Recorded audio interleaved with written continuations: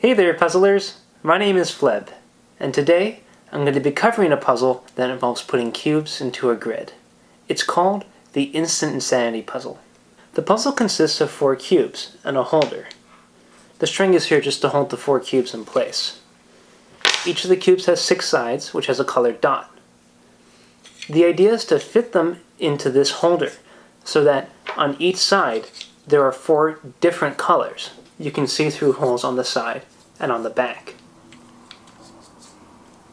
This, for example, would not work because we have 2 blues. There are only 4 colors total on here, so you just need 1 of each color. This puzzle has been around for an awfully long time. It was originally invented in the 1900s and went under the name of Katzenjammer, which is German for caterwaul or a state of bewilderment. I managed to find the original patent for it, which is a very interesting patent, only because it's so old. I've linked the patent in the description below, if you're curious to take a look at it. Later, this puzzle was independently invented by Frank Armbruster, who gave it a much better name, the Instant Insanity. They sold millions of copies of this puzzle. It's very widely available. It's got its own Wikipedia page, and you can see the different cubes that make up the puzzle on that page. One of the reasons that I'm covering this puzzle this week is that solving the color cube Sudoku last week reminded me of it. One of the goals of this channel is to give you a set of puzzle techniques that you can use to solve puzzles in your own life as well. So without further ado, let's get started.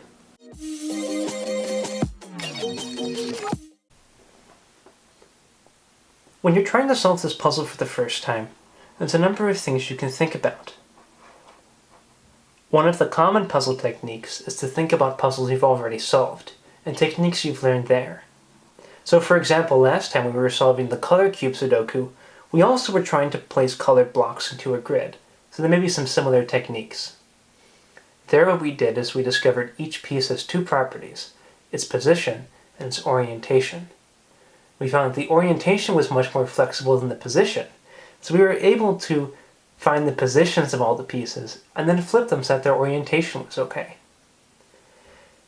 In a similar way, let's think about what's important for this puzzle. What we're going to be doing is placing these blocks into this holder here. Now it doesn't matter where in the holder we place it.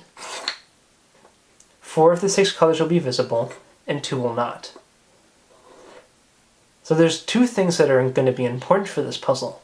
Which colors are visible, and which orientation the cube is in. That's very similar to what the color cube Sudoku was like.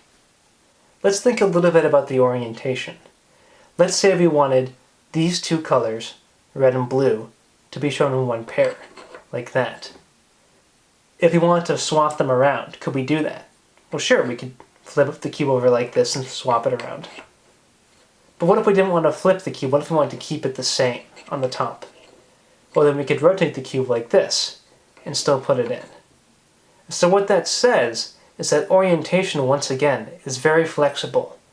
Once we know what pairs of colors we want to go on the sides, which 4 of the 6 colors we want, we can put the cubes in any orientation to make that happen. So let's take a look at the information on these cubes in terms of what's going to be important to them, namely the color pairs on one side and the other.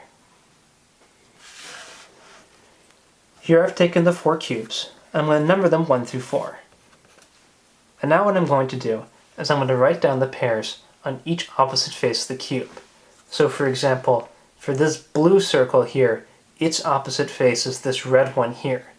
So we have a blue-red pair. Similarly, we have a green-red pair and a yellow-green pair. And I'm just going to go through and do these for all the cubes. Now that's been done for all the cubes, just please note that some of them have the same color pairs. That's why I did the same letter twice. So let's think about what we need to do. If we want to solve for 4 different colors on one side, and 4 different colors on another side, we need to pick 4 pairs. 1 from each of the cubes, such that it has all 8 colors. Once we have those pairs, we can be pretty confident from our discussion about the flexible orientation that we can fit it in correctly. So let's find one of those sets of 4 and then put it into the holder. One such set of 4 is blue-red, red-green, yellow-blue, and green-yellow. Each color is used twice, and 1 pair comes from each cube. So let's try to put that in. Without thinking about it too much, here's the blue-red pair. Here's the red-green pair.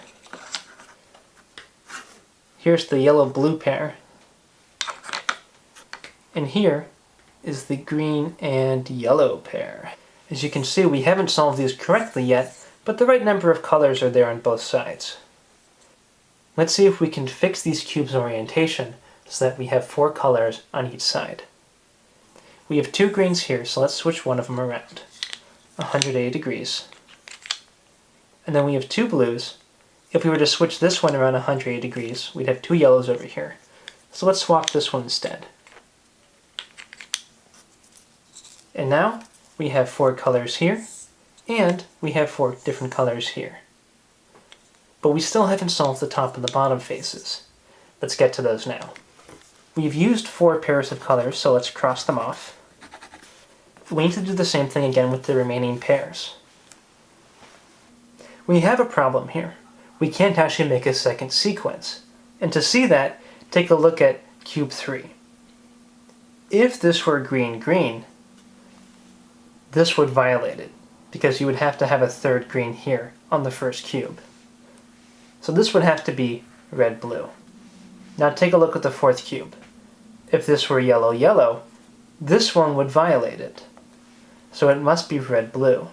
So the other 2 must both be yellow-green, but that doesn't work.